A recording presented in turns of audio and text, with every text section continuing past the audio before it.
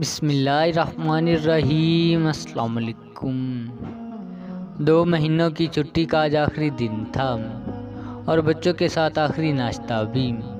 گھر کی دہلیز پار کی تو پھر 2 سال بعد ہی لوٹوں گا،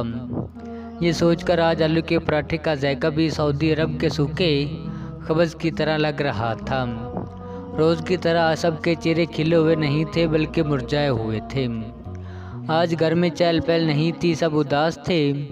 سوائے چھوٹے بیٹے کے، جو ہاتھ میں غبارہ لیے کھیل رہا تھا، جس کو ابھی یہ معلوم نہیں تھا کہ ہجر کیا ہے، پردیس کیا ہوتا ہے، اپنوں سے بچھڑنے کا غم کیا ہوتا ہے۔ وہ ان تمام باتوں سے ناآشنا ہاتھ میں غبارہ لیے مجھ سے اس بات کی ضد کیے جا رہا تھا کہ میں بھی جہاز پہ بیٹھوں گا، میں بھی آپ کے ساتھ چلوں گا۔ میں اس کے معصوم سوالوں پر نادم، اپنی مجبوریوں پر ماتم کنا دسترخوان پر بیٹھا اسے روٹی کے ٹکڑوں سے بہلا رہا تھا، کھلونوں میں الجھا رہا تھا، جیب میں پڑے چند روپے دے کر خوش کر رہا تھا، لیکن آج وہ بھی اپنی ضد پر اسی طرح اڑا تھا جیسے میری مجبوری مجھے سعودی عرب لے جانے پر اڑی تھی۔ دل میں سوچ رہا تھا کاش میں اس کو اپنے ساتھ لے جا سکتا، کاش میں جاتا ہی نہیں بچوں کے ساتھ ہی رہتا، لیکن ہر خواہش کی تکمیل اور ہر خواب کی تعبیر کہاں، میرے ساتھ جڑے نصیب اور ذمہ داریوں کے بیچ جذبات کی گنجائش کہاں ہے۔ اللہ کے فیصلے پر سر تسلیم خم میں اپنے جذبات کو ناشتے کے ہر نوالے کے ساتھ اتار رہا تھا، اور ابھی ناشتے کی پلیٹ میں آخری لقمہ بچا ہی تھا کہ باہر کار ہارن بجاتے ہوئے مجھے لے جانے کے لیے آ پہنچی۔ کار کی آواز میں اس قدر سوز اور ہارن میں ہجرت کی ایسی وحشت تھی کہ آخری لقمہ حلق سے نہ اتر سکا۔ بیگ اٹھانے کے لیے جیسے ہی ہاتھ بڑھایا، کونے میں کھڑی بیٹی نے سوال کیا، ابو پھر کب آئیں گے؟ اس کا یہ سوال دل کو چھلنی کر گیا۔ میرا زبر ٹوٹتا تو پاس میں کھڑی ماں، بہن، بیوی کی آنکھوں سے آنسو کا سیلاب امڑ پڑتا۔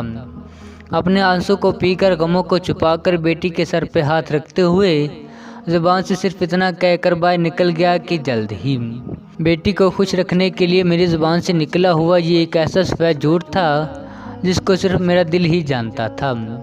اماں میرے سامنے تو نہیں روتی، لیکن میرے جانے کے بعد یہ کہہ کر رو پڑتی کہ میرا بیٹا ہر بار یہ کہہ کر سعودی عرب واپس چلا جاتا ہے کہ یہ آخری سفر ہے، لیکن ہر سفر پر ضرورت اپنا منہ کھولے، ہاتھ پھیلائے، سینہ تانے ایسے کھڑی ہوتی ہے کہ مجبور ہو کر پھر وہ اسی اداس سفر پر واپس لوٹ جاتا ہے۔ سعودی عرب کی کمائی سے گھر کی تنگی ختم ہوئی تو چھت کا سلیب باقی تھا، سر پر چھت ہوئی تو جوان بہن کا نکاح باقی تھا، بہن کا گھر بسا تو بھائی کی تعلیم باقی تھی، بھائی پیروں پر ہوا تو باپ کا علاج باقی تھا۔ پرانی ذمہ داریوں کی تکمیل کے بعد تھوڑی سی مہلت ملی تو ماں کے سر پہ ہاتھ رکھ کر قسم کھا کہ اب ماں اب یہ آخری سفر ہوگا۔ 2 سال بعد جب لوٹا تو ایک نئی ذمہ داری کو بالغ ہوتے دیکھ کر قسم توڑ دی کہ اماں بیٹی بڑی ہو رہی ہے، اس کے نکاح کے لیے پھر جانا ہوگا۔ اس کی اس بے بسی اور قربانی پہ کلیجہ پھٹ گیا کہ اس بار وہ حلوے کی جگہ صرف اپنی دعائیں لے کر واپس آیا، اچار کی جگہ صرف سرپ لے کر گیا، یہ کہتے ہوئے کہ اماں شوگر، بلڈ پریشر اتنا زیادہ ہے کہ اب حلوے کی نہیں دوا کی ضرورت ہے۔ میرے بیٹے اس 30 سالہ جدوجہد کے باوجود بھی نہ اس گھر کی ضرورت پوری ہو سکی اور نہ ہی میرے بیٹے کے آخری سفر کی حسرت۔ سعودی عرب جانے کے بعد گھر کی پوری کیفیت بیگم ہمیشہ مجھے لکھ بھیجتی، اس لیے مجھے پتا تھا کہ اماں اس بار بھی ہمیشہ کی طرح روئی ہوگی،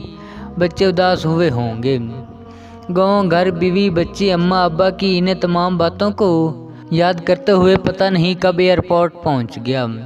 پتہ ہی نہیں چلا۔ ایئرپورٹ پہنچ کر سامان کو لیکیج میں ڈالنے کے بعد کسٹم آفیسر کے سامنے پاسپورٹ لے کر کھڑا ہوا اور وہ اپنے چشمے کے اوپر سے مجھ پر ایک تحقیقی نظر ڈالتے ہوئے پاسپورٹ پر اس شدت سے مہر لگائی جیسے کسی جج نے ایک لمبی سنائی کے بعد سزا سناتے ہوئے اپنی قلم توڑ دی ہو، اور اس آخری مرحلے اور فیصلے کے بعد اب واپسی کے سارے راستے بند ہو گئے ہوں۔ ایک سزا یافتہ مجرم کی طرح ہاتھوں میں پاسپورٹ اٹھائے بوجھل قدموں سے ویٹنگ لاؤنج میں جا بیٹھا، ملک چھوڑنے سے پہلے آخری فون کرتے ہوئے بیگم اور اماں کو خدا حافظ کہتے ہوئے سیٹ بیلٹ باندھ لیا، لیکن بیگم کے آنسو میں بھیگا ہوا لہجہ اور اماں کی بیٹھی ہوئی آواز یہ ثابت کر گئی کہ ہجرت وقت کا دیا ہوا ایک ایسا زخم ہے جو بھر بھی جائے تو اپنا نشان چھوڑ جاتا ہے۔ اور پھر جہاز ٹیک آف کر گیا، کیونکہ ہجرت ہمیشہ وجود کی ہی ہوا کرتی ہے، دل اور رشتے کبھی ہجرت نہیں کرتے، یہ اپنی زمین میں ہی پیوست رہتے ہیں، بلکہ ہجرت کے بعد ماں باپ بیوی بچے گھر بار گاؤں ملک سے محبت کا رشتہ اور بھی گہرا ہو جاتا ہے، اور اس قدر گہرا ہوتا ہے کہ گلی کا وہ پتھر بھی عزیز لگتا ہے جس سے کبھی چوٹ لگی ہوتی ہے۔ سعودی عرب پہنچتے ہی آنکھوں کی ساری رنگت، سارے نظارے، ساری ہریالی اور اس ملک کی زمین کی طرح صحرا میں بدل گئی۔ پھر سے وہی زندگی شروع ہوئی جسے چھوڑ کر گیا تھا، عربوں کی وہی تال سرتا یلا یلا، وہی دال و قصبہ 2 سال کا مقدر بن گیا۔ پورا ہفتہ تو کام میں گزر جاتا، لیکن جمعہ کو روم کی تنہائی ڈسنے لگتی۔ آج شام کو بچوں کی اس قدر یاد آئی، دل ایسا گھبرایا کہ روم سے باہر نکلا اور سمندر کے کنارے جا بیٹھا کہ شاید سمندر کی لہروں میں کھو کر کچھ غم کو ہلکا کر سکوں۔ شام ڈھل چکی تھی، اس اداس شام میں سمندر کے کنارے ریت پر بیٹھا سمندر کی لہروں کو ساحل پر سر پٹکتا دیکھ کر ایسا لگ رہا تھا کہ یہ بھی میری طرح غم، تنہائی کا ماتم اور ہجر کا شکوہ کر رہی ہیں۔ یہ بھی پردیسی مسافر کی طرح سمندر میں میلوں کا سفر طے کر کے موجوں سے لڑتے ہوئے ساحل سے ٹکرا کر اپنا وجود اس طرح خاک میں ملا رہی ہیں جس طرح ایک پردیسی ساتھ سمندر پار کر کے مجبوریوں اور ضرورتوں سے لڑتے ہوئے اپنا وجود مٹی میں ملا دیتا ہے۔ ساحل پر سر ٹکراتی ان لہروں ہواؤں سے اٹھنے والی آواز میں ایسا سوز و غم تھا جیسے کوئی ماں اس درد سے کرا رہی ہو جس کے بے گناہ بیٹے کو زعفرانی بھیڑ نے پیٹ پیٹ کر مار دیا۔ سوچا تھا ساحل سمندر جا کر اس ٹھنڈی ہواؤں، اس کے بل کھاتی لہروں سے لطف اندوز ہو کر غم تنہائی کو کچھ کم کر سکوں گا، لیکن یہاں کی اداس شاموں اور سر پٹکتی لہروں نے میرے غم کو اور بڑھا دیا۔ گھبرا کر وہاں سے اٹھا، روم پر واپس آیا، بیوی کو فون لگایا تو چھوٹا بیٹا ابو ابو کہہ کر رو رہا تھا۔ گھر سے نکلتے وقت یہ جھوٹ بیٹی سے بولا تھا کہ جلد ہی آؤں گا، اور اب دوسرا جھوٹ بول کر بیٹے کو بہلا رہا ہوں کہ بازار سے آپ کے لیے کھلونا لینے آیا ہوں۔ اس معصوم نے میرے اس جھوٹ کو سچ سمجھ کر اپنے آنسو پونجھ لیا، اور آج وہ 1 سال سے میری راہ تکتے ہوئے اپنے کھلونے کے انتظار میں بیٹھا ہے۔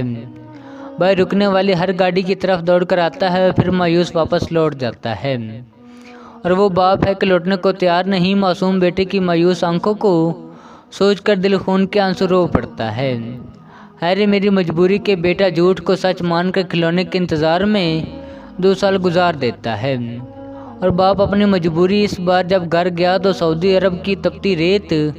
اور بیماریوں نے اس قدر نچوڑ لیا کہ آنے کی ہمت نہ کر سکا۔ جو کسی سے نہیں ہارتا وہ دکھ سے ہار جاتا ہے۔ مہنگی دوائی، بڑھتی ہوئی مہنگائی اور گھر کی بھاری اخراجات کے مد نظر لوگوں نے القائی روایت کے مطابق مجھے بھی یہی مشورہ دیا کہ بیٹے کو سعودی عرب بھیج دو، لیکن سعودی عرب سے نکلتے وقت میں اس روایتی کشتی کو اس خوف سے جلا کر آیا تھا کہ میرے بعد کہیں یہ کشتی میرے بچوں کے ہاتھ نہ لگ جائے، اس لیے پردیس لوٹنے کا تو کوئی سوال نہیں تھا، لیکن مجبوری اور ضرورت کو پھر کہیں میرا امتحان نہ توڑ دے، اس خوف سے پھر میں نے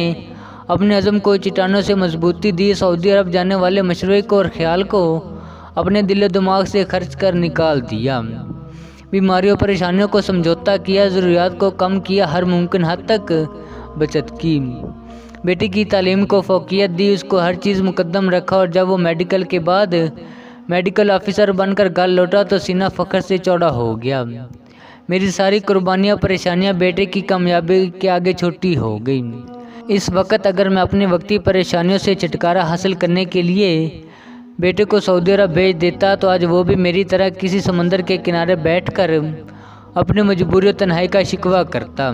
بیوی بچوں کی محبت اور قربت سے دور شب تنہائی کاٹتا، اور پھر آخری عمر میں گھر بیٹھ کر اپنی قسمت کا رونا روتا۔